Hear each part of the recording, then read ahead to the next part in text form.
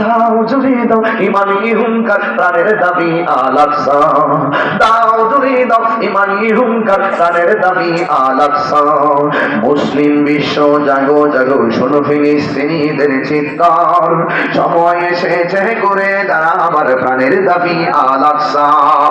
আর কত ঘুমিয়ে থাকবে তুমি, জ্বলছে পুড়ছে ফিলিস্তিনিদের জন্মভূমি, ঠিক কিনা?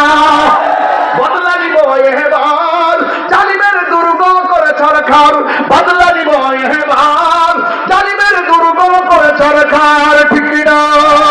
নারায়ে তাকবীর, নারায়ে রিসালাত, নারায়ে রিসালাত। বিশ্বের মুসলিম ফিলিস্তিন যেতে না পারি, আজকে রাত্রে তাহাজ্জুদের নামাজ পড়িয়া দুইটা চোখের পানি ফালাইয়া ফিলিস্তিনের মুসলমানদের জন্য দোয়া করবেন। আমি রাত্রে ঘুমাইতে পারি না, ওয়াল্লাহি কোরআন শরীফটা এখানে, রাত্রে ঘুমাতে পারি না। দিনের বেলা আমি যখন দেখছি যে অবস্থা ভয়াবহ, গাজা থেকে শুরু করে পুরোটা পানির সাথে মিশাই দিচ্ছে, তাদের অস্তিত্ব বিলীন করে দিচ্ছে, আর ক্ষমতাধর রাষ্ট্রগুলো চোখ বন্ধ করে আছে, কি জবাব দিবে আল্লাহর কাছে, কি জবাব দিবে? আমি তো বিশ্বাস করি আমরা যদি যেতে নাও পারি, এই দলগাঁও থেকে যদি তাহাজ্জুদের নামাজ পড়ে দেখা চোখের পানি ফালাইয়া আল্লাহর কাছে ফিলিস্তিনের জন্য ভিক্ষা চাই, আমার তো মনে হয় আমাদের চোখের পানি ইসরায়েলের গুন্ডা বাহিনীর জন্য ক্ষেপণাস্ত্র হয়ে যাবে। এটা হলো বেলায়েতের পাওয়ার। কিসের পাওয়ার? পাওয়ার। কথা বলবেন না?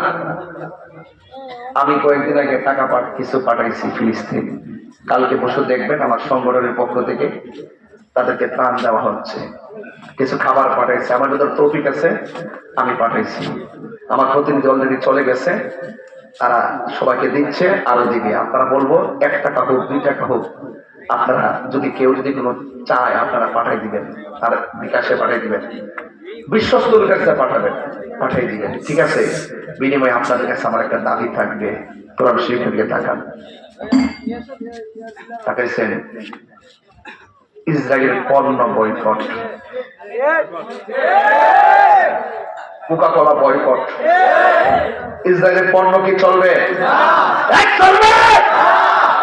আপনি জানেন এই ইসরায়েলের পণ্য আমরা কাছে বিক্রি করে যায়, এগুলো দিয়ে এই টাকা দিয়ে অস্ত্র কিনি না, আমার মুসলমানদের কাছে পণ্য বিক্রি করে না, সেই অস্ত্রের টাকা দিয়া ফিলিস্তিনি মুসলমানদের বুকে গুলি চালায়, তাদের পণ্য আমরা বয়কট করলাম। আপনারা ঠিক না বলো?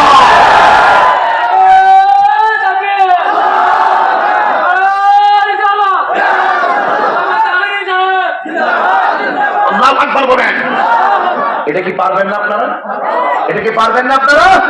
ইনশাআল্লাহ বলেন। এভাবে প্রতিবাদ শুরু হোক সারা বিশ্ব থেকে ইনশাআল্লাহ। আমি আজকে আমি একটা স্ট্যাটাস দিয়েছিলাম, আপনারা পাইছে, আপনার ফেসবুক তো চালান না, কিন্তু আপনারা যদি পান দেখবেন আমি লিখছিলাম, আমি লিখছি পরিষ্কার ভাষায় লিখছি কি জানেন? বিশ্বব্যাপী একটা ঘোষণা করা হয়েছে, the world stops for Gaza, এই কর্মসূচি ঘোষণা করা হয়েছে। The world stop for Gaza. যুবক ভাইরা আমার, আমি এটার সাথে একাত্মতা প্রকাশ করছি, আমরা সবাই ইসরায়েলের আগ্রাসনের বিরুদ্ধে একমত, জিহাদের জন্য। কথা বল ঠিক কিনা? আমরা বয়কট করব, জিহাদ করব, লড়াই করব, রক্ত দিব, জানে মারে যাইতে যদি নাও পারি, যারা যাচ্ছে তাদের কাছে সহযোগিতা করব।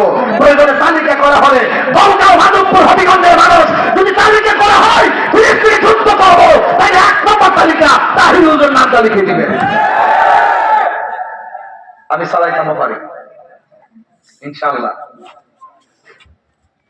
সব বলেই পারি। পরিষ্কার কথা, বয়কট, বয়কট, ইসরায়েলি পণ্য বয়কট। কথা ঠিক কিনা? ফিলিস্তিনে হামলা করতেছে জাতিসংঘ, মানবতার কথা বলে, মানবতার ফেরিওয়ালা জাতিসংঘ, জাতিসংঘ মানবতার ফেরিওয়ালা। এত বড় অত্যাচারের বিপরীতে জাতিসংঘ যখন নীরব থাকে, তখন আমরা বলতে পারি মানবতার বলি আওড়ানো।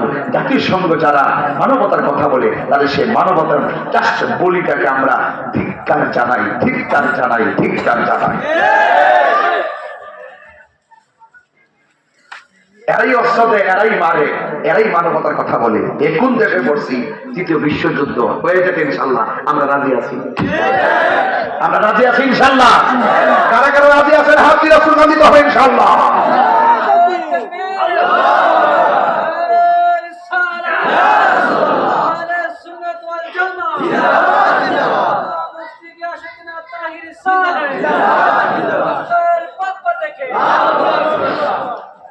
বেলায়েতের পাওয়ার রাখবে, কি লাগবে? একজন সালাউদ্দিন আইয়ুবী লাগবে, একজন ওমর লাগবে, একজন মৌলা আলী কাররামাল্লাহু তাআলা ওয়াজহু লাগবে। কথা বলেন ঠিক কিনা বলেন? ইনশাআল্লাহ বিজয় সুনিশ্চিত। হাদিস শরীফের মধ্যে আছে তারা মাইর খাবে, রক্ত দিবে, কিন্তু দিন শেষে বিজয়ের পতাকা তাদের হাতে আসবে। এমন একটা সময় আসবে মুসলমানদের ডরে ইসরায়েলি ইহুদি গুন্ডা বাহিনীরা গাছের গুড়ায় দেয়া পালাবে, গাছ সাক্ষী দিয়া বলবে মুসলমানরা ওই বাটবার আমার পিছনে পলাই দিছে, দইরাই না সাইজ করো। এজন্য আল্লাহ বলছেন ওয়ালা তাহিনু ওয়ালা তাহজানু ওয়া আনতুমুল আলাউনা ইন কুনতুম মুমিনিন। নিরাশ হয়ো না, হতাশ হয়ো না, বিজয় তোমাদেরই হবে যদি তোমরা মুমিন হতে পারো। আমরা কি মুমিন না মুনাফিক? আল্লাহর মুমিন না মুনাফিক? এই মুমিন হয়ে থাকবেন, মুনাফিক উড়ে যাবে ইনশাআল্লাহ। আল্লাহ রাব্বুল আলামিনের রহমত পাওয়ার নেশা, আল্লাহ পাকের পক্ষ থেকে দয়া পাওয়ার নেশায় যদি মত্ত হতে পারেন, তাইলে ইনশাআল্লাহ এই হযরত মূসা কালিমুল্লাহ যেমন করে সন্ধান পেয়েছে আপনিও ঠিক এমন ভাবে সন্ধান পেয়ে যাবেন। মূসা কালিমুল্লাহ সাগরের মাঝখানে, মনে আছে কথাটা? কি মনে আছে? মূসা আলাইহিস সালাম ওই সাগর রাস্তা দিয়ে ঢুকলেন, ঢোকার পরে যাইতে যাইতে যাইতে যাইতে একদম তলদেশের মধ্যে গেলেন। তলদেশের মধ্যে যাইয়া দেখতেছেন একজন মানুষ সুন্দর করে নিচে খানকা সাজাইয়া আমার রবের জিকির করতেছে, আল্লাহ আল্লাহ আল্লাহ আল্লাহ আল্লাহ আল্লাহ আল্লাহ। এইভাবে রবের জিকির করতেছে। এবার মূসা কালিমুল্লাহকে সালাম দিলেন, ওই লোকটা সালামের জবাব দিলেন। মূসা নবী বলে, ও পাগল, আমার আল্লাহ আমারে পাঠাইছে, আমার কাছে যা আছে আপনার কাছে তার চাইতে বেশি আছে। আমি একটু আসছি আপনার সোহবতের জন্য। আপনি দেখছেন নি সোহবত নতুন না, সোহবত বড় পুরান জিনিস। আমার যুবক বাঙালি, এবার মূসা নবী নিচে ঢুকলেন, ঢুকার পরে ওই তার সাথে কথা বললেন আর বললেন, হে পাগল, আল্লাহ আমারে পাঠাইছে, আপনার কাছে নাকি এমন এলেম আছে যেই এলেমটা আমার কাছে নাই। মেহেরবানি করে দিবেননি, ভিক্ষা দিবেননি, যে যারে চিনে সে তারে কিনে। জোরে কন্যা সুবহানাল্লাহ। এবার ওই লোকটা ডাক দিয়ে, মূসা,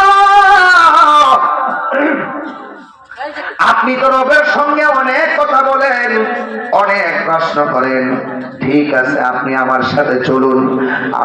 আপনি যদি আমার কাছ থেকে কিছু নিতে চান আমি একটু সামনে যাবো, আমি যাই করি না কেন আমারে প্রশ্ন করা যাবে না। এই কথা বইলা লোকটা মূসা নবীর নিয়ে রওনা হয়ে গেছে। যেই মাত্র সামনে গেছে, নদীর নিচে নদী বানাইছে কে?